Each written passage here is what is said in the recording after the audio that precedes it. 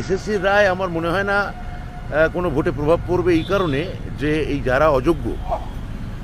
যারা অযোগ্য তাদের বার করে দিয়ে আমরা যে নতুন নিয়োগ দিতে চাই, এটা তো আমরাই মানে এসএসসি ক্যান অ্যাপ্লিকেশন করেছিল কোর্টে, অর্থাৎ আমরা যেটা বলেছিলাম কোর্ট তো সেটাই আজকে মান্যতা দিলেন। কিন্তু সেই সময় জাস্টিস অভিজিৎ গাঙ্গুলি আমাদের ক্যান অ্যাপ্লিকেশান, এসএসসির করা ক্যান অ্যাপ্লিকেশান, যে আপনি যদি বলেন আমরা যারা অযোগ্য আছে তাদের বাদ দিয়ে আমরা নিয়োগ প্রক্রিয়া করতে পারি, সেই কথাটায় তারা গুরুত্ব না দিয়ে সেটার পেছনে সিবিআই দিয়েছিলেন। সেই সিবিআই এখনও স্টে সুপ্রিম কোর্ট দিয়ে রেখেছে। অর্থাৎ তাহলে প্রশ্নটা হচ্ছে যোগ্য লোকে চাকরিও যাবে কি না, প্রশ্নটা এইখানে দাঁড়িয়েছে।